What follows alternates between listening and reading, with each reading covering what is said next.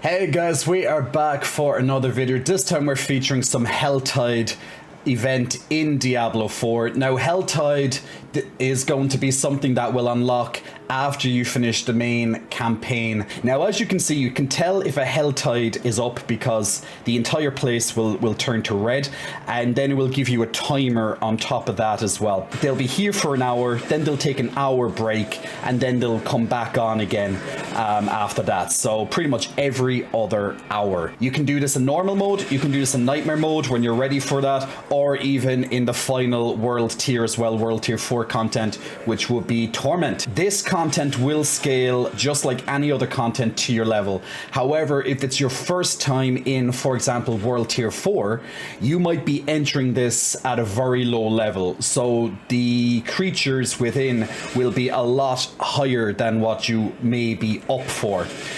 Typically, when I got in here originally at level 62, these creatures were level 73 as a baseline.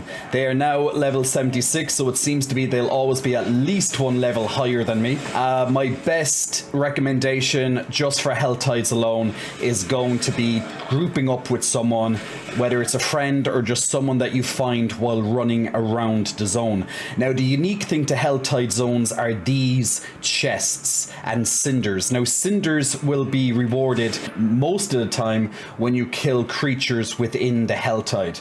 You might be also able to find them off these type of interactable objects. One of the best ways to get these cinders is to complete events while within the Helltide itself. Make sure you have an elixir on at the same time, so you can easily get an extra 5% experience at all times. You know, it's very useful. You're going to be in here farming anyway. You might as well get as much experience as possible. So we're doing this event here now, and the great thing about events, they generally spawn a lot of monsters within, and usually the end boss and even from the chest that will spawn after an event as well will grant you some additional cinders too. Now the thing with cinders, the gameplay around this is that if you kind of think of Dark Souls in a way, is that when you die, you lose your souls. The same thing happens with your cinders.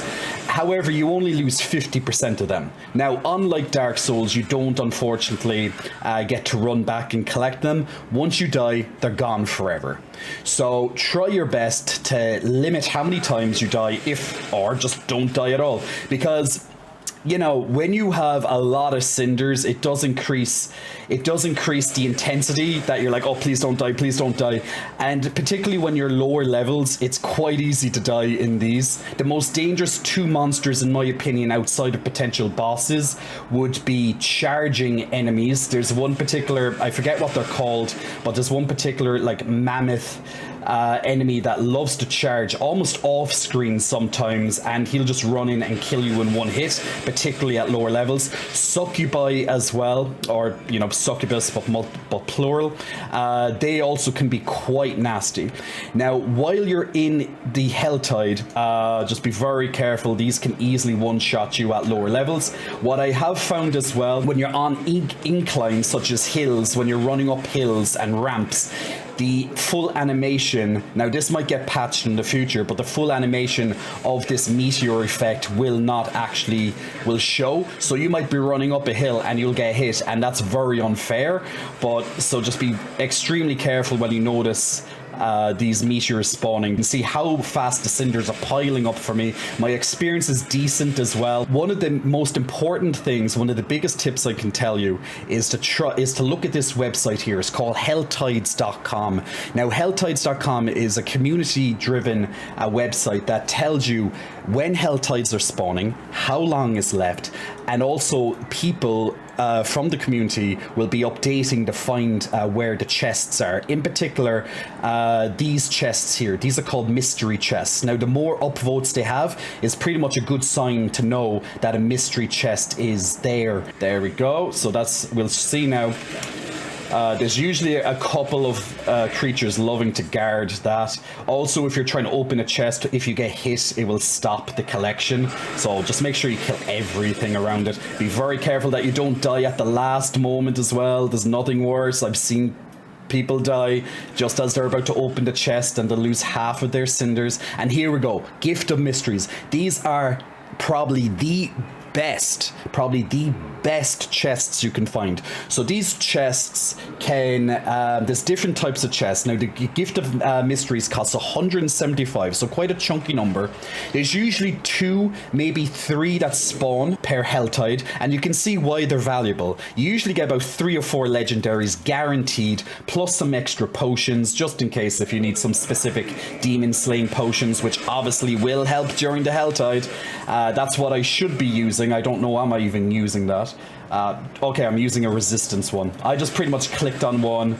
So you can see how well driven that community map is. So if I look again at this helltide.com, I can see that there is another one just south, a little bit south of one of the spawn of the waypoints. So it seems to be, oh, and this is a one thing. You have to be very careful at looking the map. One reason why I hate there's not a more transparent overlay map.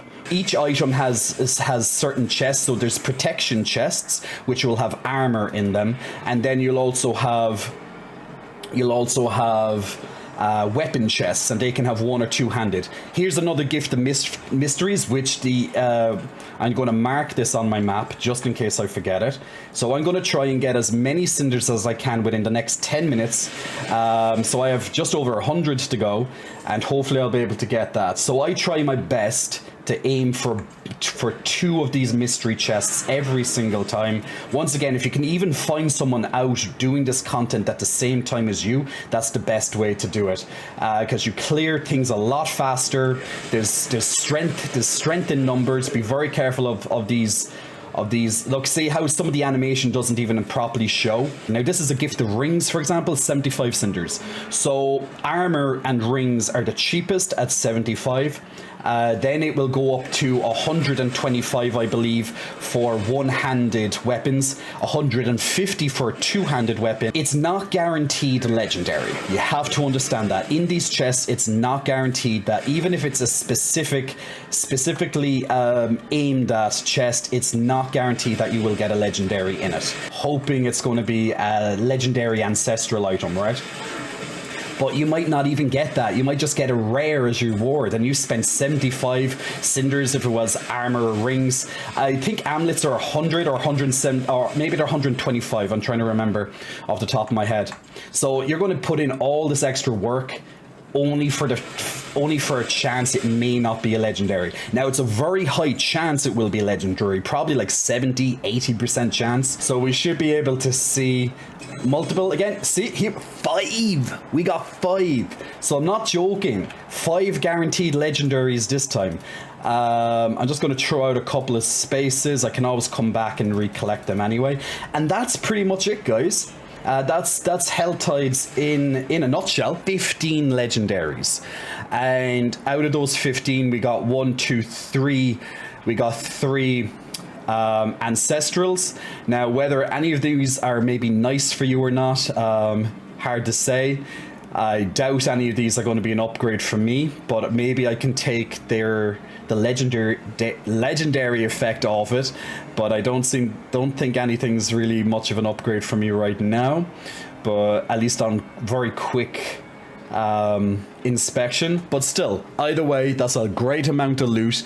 So just to kind of show you the farming potential that you can get from doing your Helltides. Now when you're doing this as well, you might be lucky and you might be getting some of the Whispers of the Dead quests done too. Sometimes it might spawn where they are active, so you're killing 2 birds in 1 stone, or maybe even more birds with 1 stone if there's multiple quests in the area. As you can see, the Helltide is now gone. So once the Helltide is gone, the graphic disappears, all the cinders disappear as well. If I was doing this content, once I got both of the mystery chests, I'd try and hunt down where the other chests would be in this area, while the Helltide is active, of course. And remember, it's 75 for armor and I'd probably try and find those helmet chests, because that's what a Shaco is. It's the most powerful legendary, most likely in the game. It's 4+ stats to all, and if I could get that, that would make me a very happy boy. So yeah, so that's it, guys. I hope you found some value in this Helltide guide, with a hands-on experience of doing it at the same time, so you know, you can see it pretty much play out in real time. So there you go. Until the next time, we'll have some more Diablo, I'm sure, very soon. And feel free to check out my Twitch for my live streams. I'm currently playing Diablo on my live streams, and hopefully we'll be doing it when it makes sense. So check me out, check out my other YouTube videos. Feel free to press like if you liked the video, if you found it helpful, and feel free to subscribe for more videos in the future. Take care, guys. See you very soon. Take it easy. Bye.